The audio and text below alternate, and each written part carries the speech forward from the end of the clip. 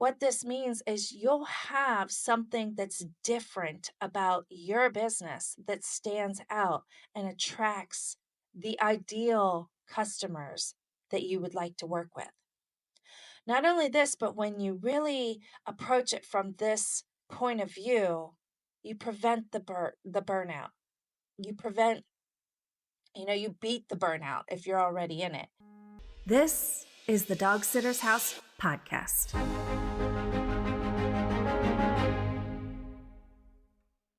Hello, furry dog lovers. Welcome back to the Dog Sitter's House podcast. I'm your host, April. Thank you so much for attending, for listening, for taking the time out of your day to decide to listen to little old me. I really appreciate that. So I was thinking about what would be a good topic to go over this week with you peeps out there, my furry loving peeps. I have to say it keeps coming back to me that I think it's very important to discuss things that are more on the inside. I know I do that often, but this is kind of a big 30,000 foot overview of the inner qualities and characteristics that if you do not possess, if you do not focus on building from the inside out, then you're going to end up building yourself a prison instead of a business. You're going to end up burned out to the max, so much so that you might even want to quit it altogether. And then think about the ripple effects that has on your friends, your family, your health, right? I've brought these things up before, but it's a new year and it's a time where a lot of us are a little bit slower. I know I have purposely cut back so that I can spend more time doing things like this and connecting with you guys. And it's a great time for us to really take a step back, slow down, and think about intentionally creating our new year. Because without intention, you wind up wherever the wind blows you. If you heard my previous episode, it was it the previous episode? It may have been 2 episodes past. And I really talked about, being intentional. But I did not get into these type of details, and I thought it would be a good way to overview and kind of help kick you off in the right direction for the new year, along with that previous episode that I had spoken about, doing some of the inner work and planning for your goals for the new year.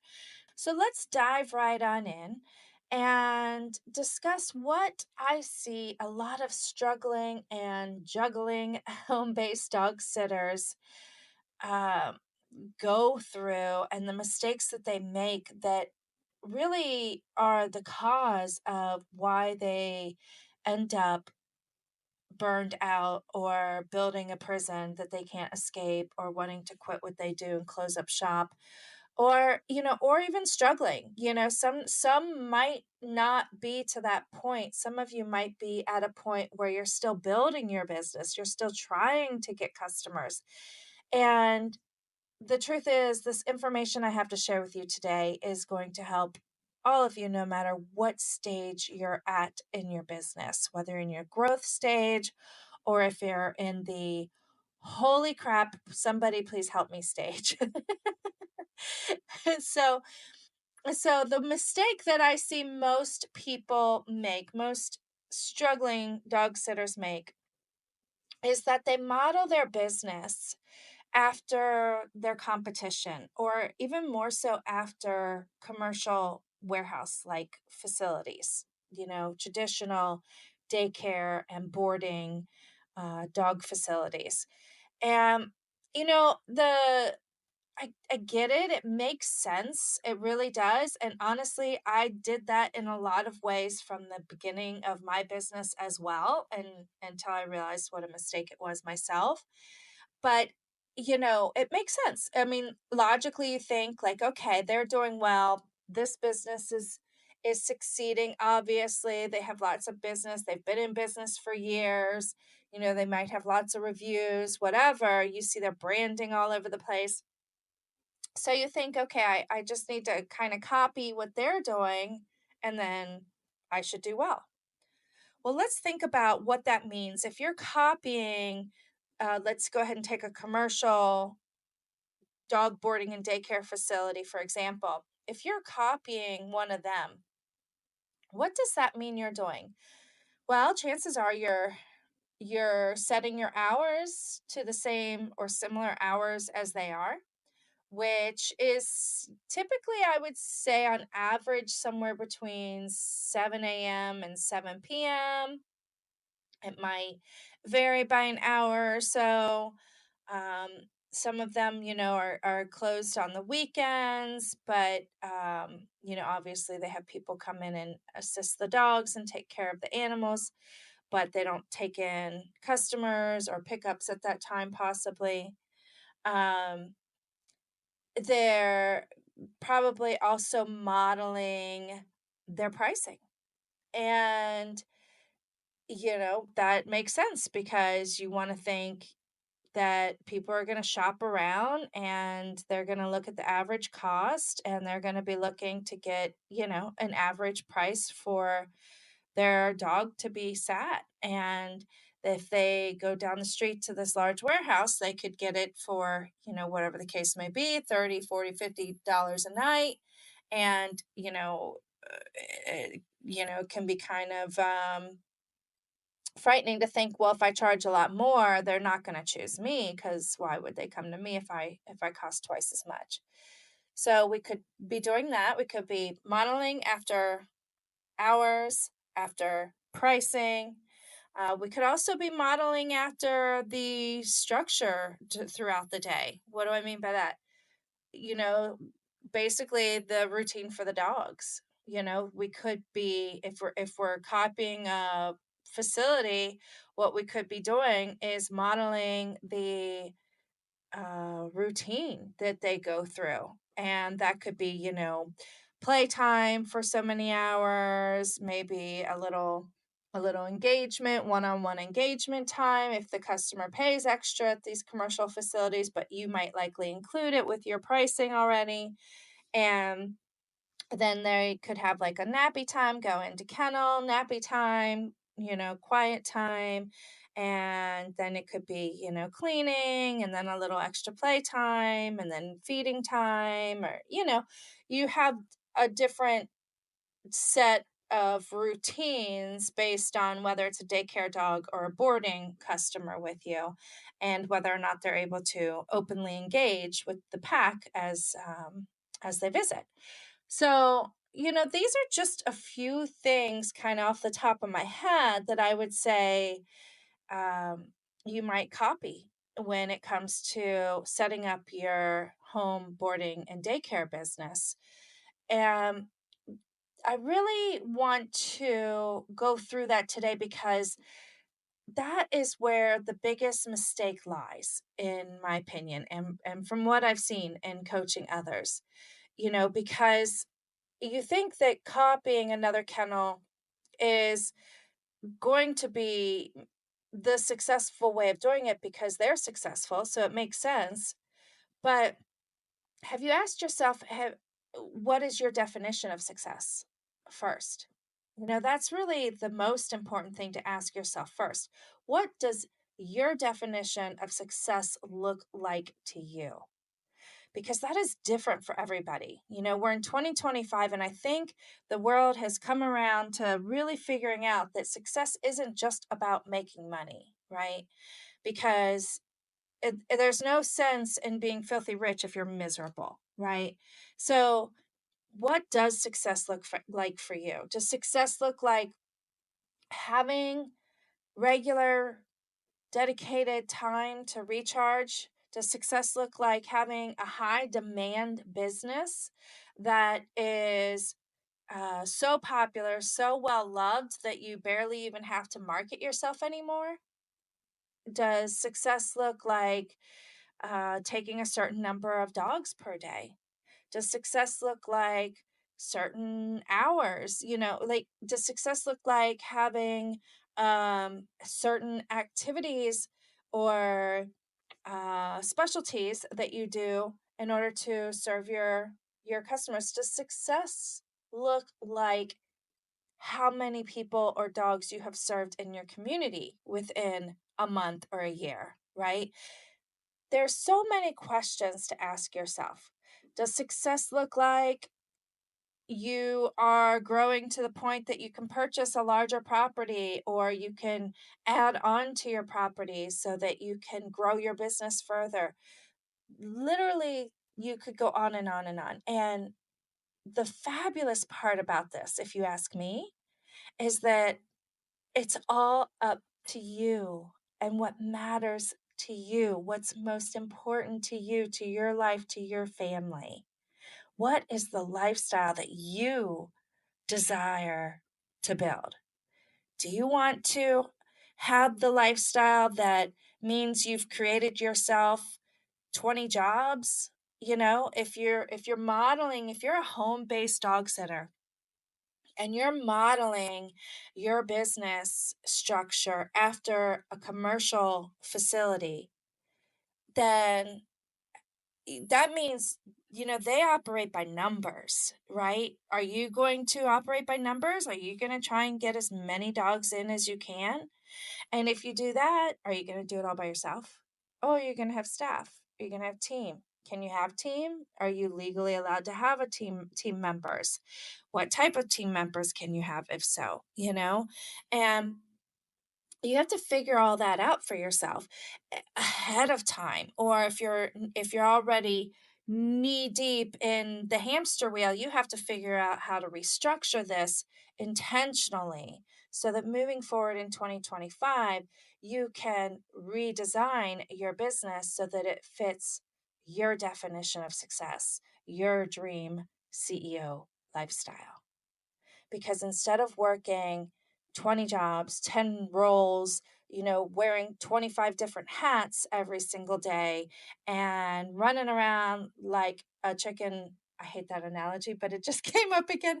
I won't say that, but running around chasing your tail, let's say that one, then you're doing that all the time, then how are things ever going to get better if you don't even have time to stop and get still and breathe and just, reconnect with the vision and regroup, right?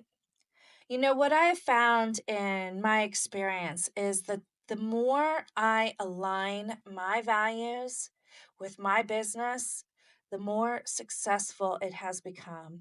And the more I am in love with the business at the same time. Because loving your business, making your business sustainable, is part of loving your business. You have to love your business in order to sustain operating it for the long term.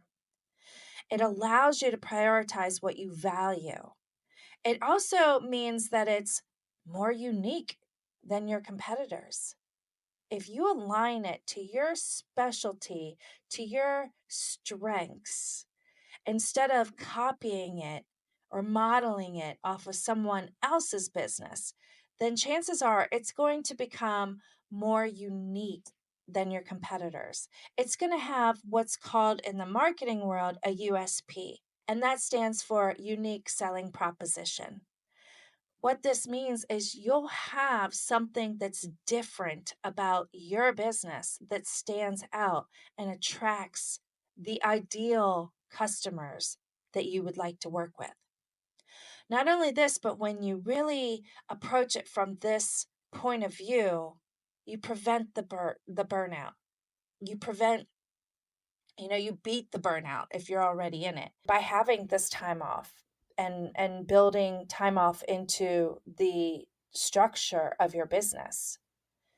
So, what really defines a business owner, or in this case, an employee? Because that's what you are, right? You're not really a business owner if all you're doing is 5, 10, 12 different jobs every day.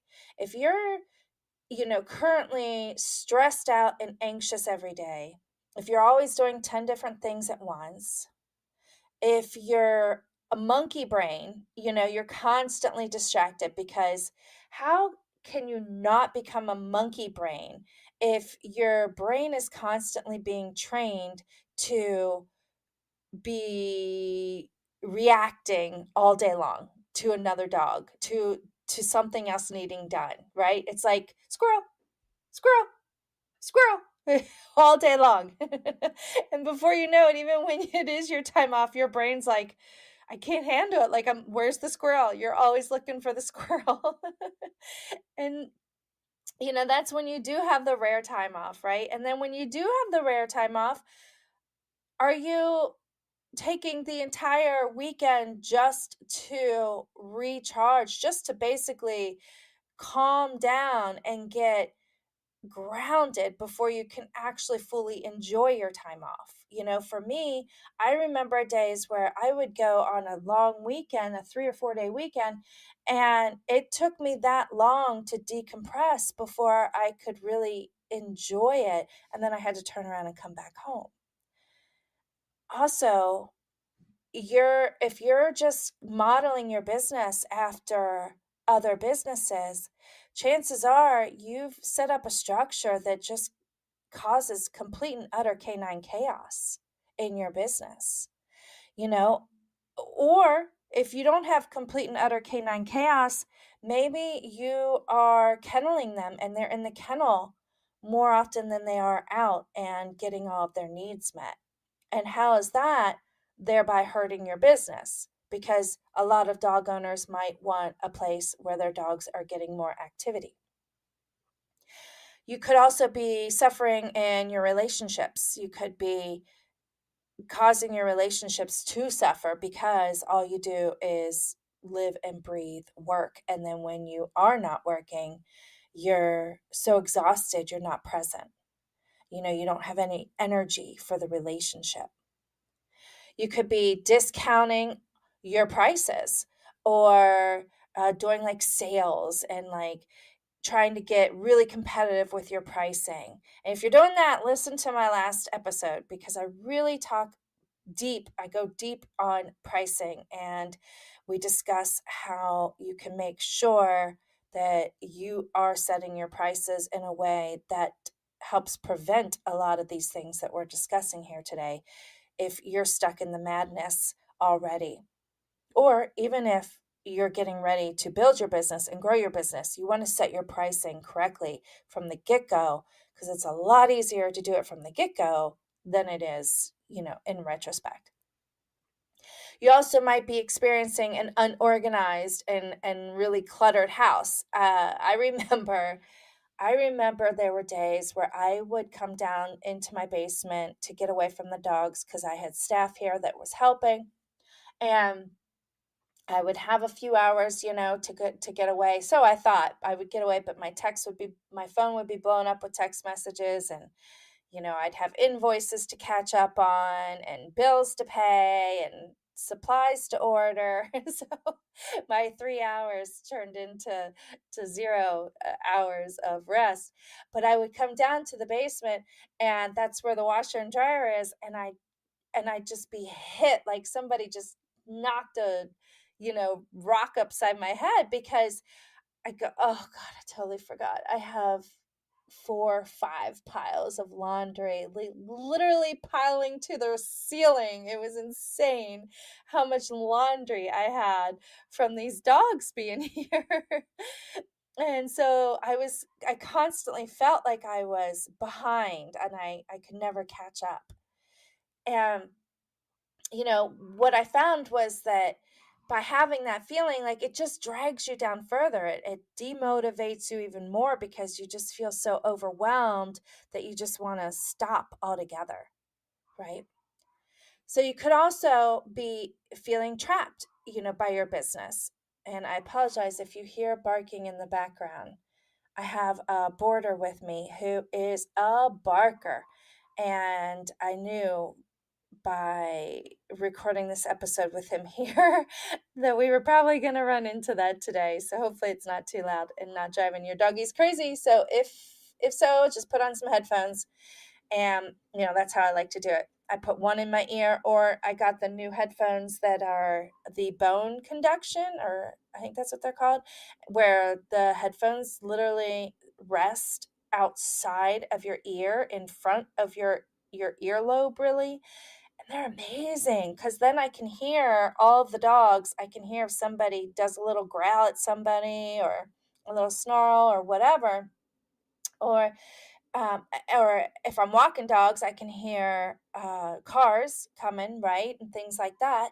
And yet I can hear whatever I'm listening to, my podcast that I'm listening to, or a book, usually an audiobook, loud and clear. Those are amazing. So I recommend that. Okay, so I digress. So I'm going through the list of all the things that you could possibly be experiencing in your current dog sitting house, in your current business, if you are operating from the mindset of modeling your business after a commercial facility, for example. Okay, so to go on, you could be dealing with a lot of inconsiderate and bargaining customers, is what I call them. Customers who are constantly bargaining for a better price, asking for a discount, pointing out that they, I don't know, picked up an hour or two earlier than usual, pointing out that they're bringing their dog later in the day, so why should they have to pay the full day? Whatever the case may be. You've heard it all. If you've been doing this for any period of time and you're busy, you've definitely heard it all. And if you are just starting out as a home-based dog sitter, be prepared, because you're going to hear that too. Unless you follow a lot of the stuff that I tell you here today and in my podcast episodes, or you work with me, and we prevent that for you. But chances are you're going to run into that. You're probably working, or could end up, if you don't follow these things and make sure you don't make these same mistakes, you could end up working 12 hours or more a day and not taking any vacations, right? Which leaves you feeling trapped yet again. Uh, I would say another sign that you are dealing with a burned out dog sitter dog house, is that you're eating poorly. You're taking little time for self-care. You're not getting exercise. You're not getting enough sleep. You're not making healthier choices when it comes to eating. And, usually it comes down to you're just too exhausted to care at the moment, or you don't have the time.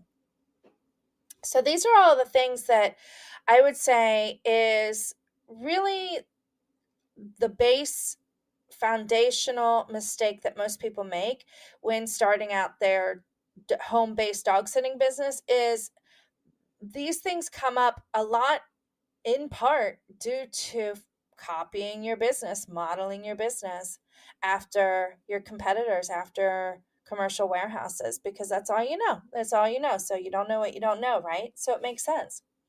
But here's the deal, is something somebody never ever told you, is that you have a choice. And this choice holds the power that determines whether you and your home-based dog sitting business will be in the exact same place as you are right now a year from now. And that could be burned out, stressed out, that could be that entire list that I just rattled off. Or it could be you're in famine. It's feast or famine phase. Maybe you're in the famine phase, and you could be in the exact same place. Or if you're in the famine phase and you do start growing because you make these same mistakes, you could find yourself in the burned out, stressed or monkey brained, no time, canine chaos, lack of organization, laundry to the ceiling, dog sitter, which I call the juggling dog sitter. Or you can make a choice that, if you so choose to do so, you'll be enjoying the freedom you dreamed having your own business would bring you. You'll have the kind of dog sitter house that has more peace, less stress, and less mind chatter going on, because you have time to regroup, get grounded. You'll have the time and financial freedom that you desire, that a CEO enjoys. You'll have more of an impact on the dogs in your community and the humans that own them. You'll likely have calmer canines because you'll have a better system set up for them. Your relationships will likely be better because you're not going to be working 24/7 and too exhausted to be bringing your part in the relationship. You'll be more organized. You'll have better systems and processes. You'll actually have the feeling of knowing what it's like to sleep again and have good sleep. And you'll likely have a team. You might have a team, some might not. There is a way to do this without much of a team or any team whatsoever. It just depends on what your goals are. But you'll probably, in the very least, have the best customers, and they're going to be referring you to other customers. So you'll be doing a lot less marketing. And you'll likely work 8 hours or less a day at best. I mean, really, it depends, again, on what your vision is. The best part is you'll have a business. You won't have 10 jobs. You'll be a CEO. You'll be looking at the entire trajectory of where you're taking your business and managing the current business to keep it rolling smoothly. And you'll have paid vacations. You might even have a wait list. You'll have financial security and predictability. These are all of the things that if you make the right choices now, you can either restructure your business or make sure you build your new business so that you have this type of doghouse, so to speak, right? So here's the choice. 90% of our actions are guided by the subconscious. And when you say subconscious, what does that mean, April? That means all of your emotions, your thoughts, your habits, your beliefs, your perspectives, what you focus on, the decisions that you make, all of that is 90% of it done subconsciously every day. It's like habit. It's like an internal operating system that's always working in the background. And that's literally what dictates your behavior. And what dictates your behavior gives you your current circumstances or reality. I was actually just meeting with a friend recently, and she was telling me about somebody that she knew who had a lot of problems in her life. And it's like as a human, you can feel bad for that person, and you do. But at the same time, that's all this lady ever does is talk about all the problems, about everything happening to her. And I was like, I think what makes it really challenging in life, and especially in today's society, is to be a good friend or, sister or brother, whatever the case may be, is that you don't want to be so compassionate and empathetic or sympathetic to that person's problems that you buy into their story. You can't let them talk you into their story because that's just their story, and it's their story that is keeping them trapped. It is the story that is causing their reality, because the truth is, our reality is just evidence of everything we do, believe, think, act, focus on, and decide. It is all starting with us on that 90% of the subconscious that guides us and then dictates our behavior. And that is how we get the reality we have. So if you don't have the reality that you desire, it is a good arrow that should be pointing back to you in the mirror saying, okay, what can I be doing differently? Where am I steering myself wrong? Because my reality is just evidence of what I am doing, and what I am not doing in many cases. So, like the famous Carl Jung said, until you make the unconscious conscious, it will direct your life and you will call it fate. So, how in the world do you do this? Because like Einstein says, you can't solve a problem with the same consciousness that created it. So, how do you change your consciousness? If you want to solve a problem of your current circumstances, you must first shift your perspectives and beliefs. You have to train your subconscious to automatically think differently. And this is a choice only you can make. Nobody can do it for you. No matter how much I am like willing you and cheering you and coaching you on to do it. Nobody can make this decision for you. And the thing is, a lot of people in life never make this decision, this choice to train themselves to think differently because the pain is not big enough. The pain is not strong enough. It's typically, unfortunately, pain that forces us to change. And a lot of times, people might be in a lot of pain, and you wonder, why aren't they changing? Because they're bringing it on themselves, right? But the fact is because of what they have to do to change, still seems like more pain than what they're currently experiencing. And that's why they stay there. So it's very important to come to that realization and decide that the pain that you might perceive is in front of you because you choose to change is all made up in your head and only lasts a short amount of time. Whereas when you get on the other side of it, that pain is gone.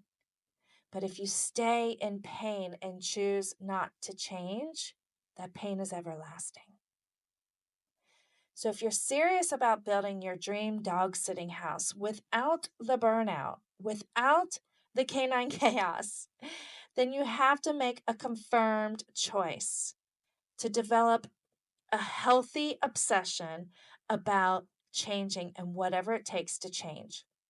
You have to basically submerge yourself in information and education and around people that are going to help keep you on track to rewiring your mind and automatically retrain your subconscious so that you can solve your problems with a new and chosen consciousness and create the reality that you desire. If you've ever read the book or heard about the book, most everybody has at least heard about this book. If you have not read it, I highly recommend you read it or listen to it on audiobook or Audible or wherever you can get it. And make sure you go through this and pay attention to the points of what makes people successful. It's the book by Napoleon Hill called Think and Grow Rich. And he has another one that's one of my most favorites is How to Own Your Own Mind. Oh, that one is so good. I think that one's better than Think and Grow Rich. But Think and Grow Rich is literally probably the most referenced book by all successful entrepreneurs out there as the book that completely changed their lives because it really helps dial in on this message that I'm bringing you today. So now you know that the most successful, well rested, and happy CEOs choose to consciously train their unconscious self, right? When I say unconscious, I don't mean you're, blacked out. I don't mean you're ignorant and stupid and operating like a zombie. I mean, instead of operating from your subconscious, you're consciously operating moving forward. And that again means that it's going to then dictate 90% of your behavior. And that's what's going to give you the dream dog sitting house, the top dog CEO lifestyle that you likely desired when you started this business. Or if you're just starting it, that's what's going to get you there. So, what are some of the ways that I would call top dog CEO? That like, what are some of the characteristics? That's what you really want to think about here is what are some characteristics of a top dog CEO that you can focus on. You can't do them all at once, so that's okay, but just pick a few and focus on learning about that and becoming more mindful on how to retrain your subconscious mind if this is something that you feel like you could work on to help improve your outer world, your reality, your consequences. Today I really only wanted there's a bunch of them. I mean, I have at least I don't know, 20 here listed, but we obviously don't have the time to go in through all 20. So I really thought it would be good to focus on the inner characteristics, the most inward characteristics, and then we can just kind of go from there in future episodes. So, I would first begin with self awareness. Self awareness is really the basis to all change because you can't change what you're doing if you don't recognize when you're doing it, right? Like, if, for example, you are constantly saying yes to a customer when you really mean no because you're fully booked already, and you're not self aware of this when you're saying it, you're just going to keep saying it and then kicking yourself in the behind for doing so if you even realize it at some point. So, really, it comes down to self awareness. Learn, explore, listen to podcasts, pick up books on these characteristics that I'm going over today. A lot of them go together. So, you'll find books and podcasts that discuss these all in one fell swoop. Another one is self worth and respect. This one's huge, y'all. Huge, huge, huge, huge, because I have found a lot of dog sitters get into the business, and it's not everybody. So I don't be upset if this isn't you. I'm not saying it's you. This is just for you to review and see if it's you. But a lot of ones that I've met end up getting into dog sitting because they say a common phrase, which is, I like dogs better than I like people. And a lot of times I feel like that is coming from a place of because they feel more accepted and loved unconditionally by the dogs than they do by people. And if that's the case, I can understand it. Don't get me wrong. I totally get that. A lot of dogs will make you feel like the best human on earth, whereas humans don't do a very good job of that, myself included. And but what I have to say to that is that is a little alarm bell that should be going off in your mind saying, okay, if I don't feel loved and worthy or respected by others, then do I feel loved and worthy and respected by myself first? Because we get out in the world whatever it is we are on the inside.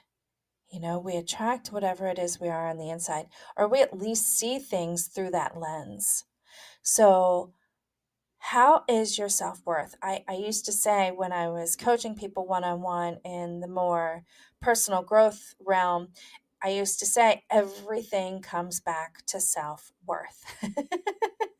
And if you test that theory, I have yet to find anybody to find something that comes back to something else, something that does not come back to self-worth. I have yet to find one issue, one problem that does not come back to self-worth for people. And that's really what it's about, because when you have high self-worth, when you have high self-respect, then you don't worry about what a customer is going to do, how upset they're going to be if you have to say no. You don't put them first above your own needs, right?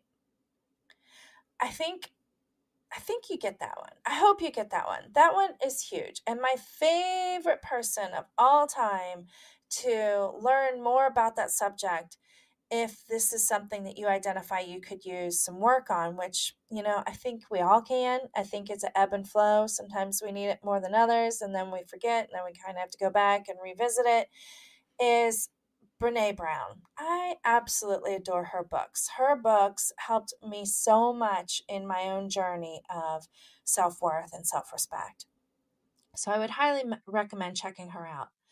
Okay, so then let's move on for time's sake. Is most successful top dog CEOs have a growth versus fixed mindset.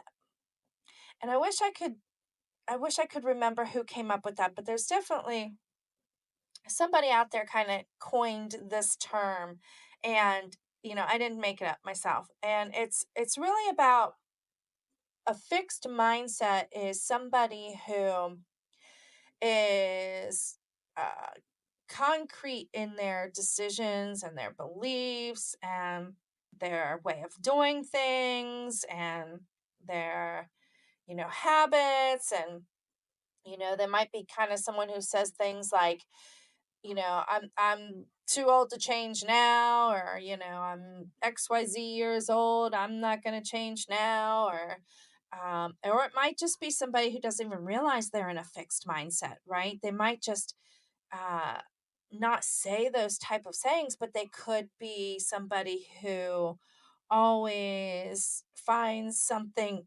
negative, or um something to rebuke anything that challenges what they believe, right? And they don't even realize it. Chances are, if you're not self aware, you could be doing it in some areas of your life and not even realize it. I know I still do, and I still catch myself doing that. But a growth mindset is somebody who is very open minded. And that's not to say that you can, become gullible and easily persuaded, or, naive or anything like that. But it's to say that you examine new ideas, especially the ideas that might trigger your defense response quickly. And you might open your mind to think like, well, I don't know, does this have a point? Is there something I've not, you know, viewed here before or examined before? Can I learn more about this? How much do I know about this? Here is one of my most favorite questions to ask myself.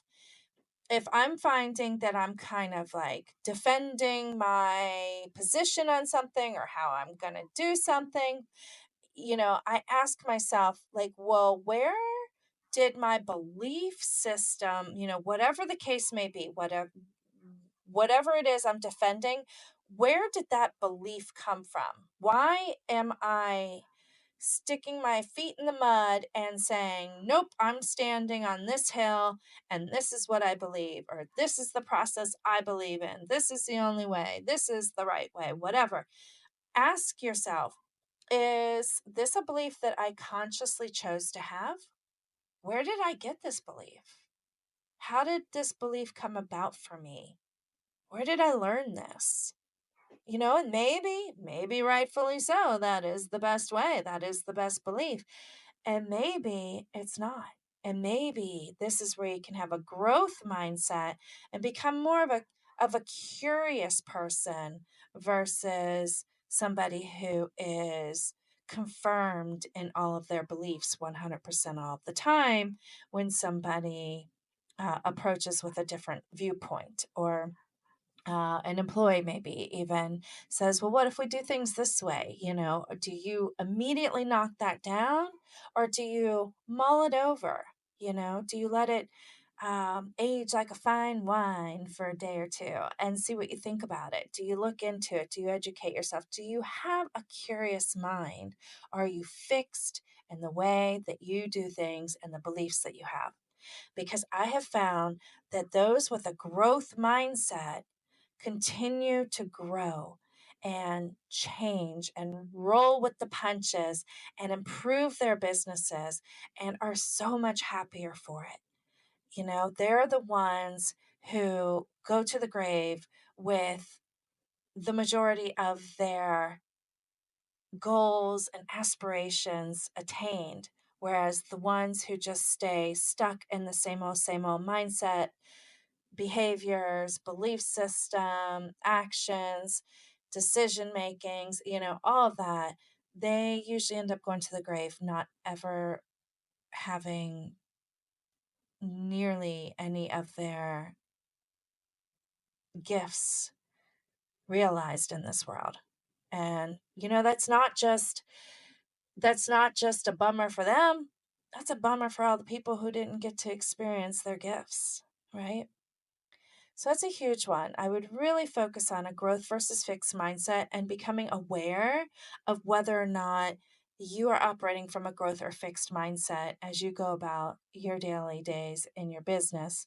And, you might find you have a growth mindset in some areas and a fixed mindset in others. And how can you become more open, more curious, just to make sure that an employee might have a better idea and it might save you 10 hours a week that you never even thought about, or that you were knocking down before because you had a fixed mindset. Okay, so moving on is, I would say, a successful top dog CEO has an abundance versus a scarcity mindset. Now, I'm not going to touch on this one too much because if you do listen to my previous episode on pricing, then I really go into the abundance versus scarcity mindset a little bit more.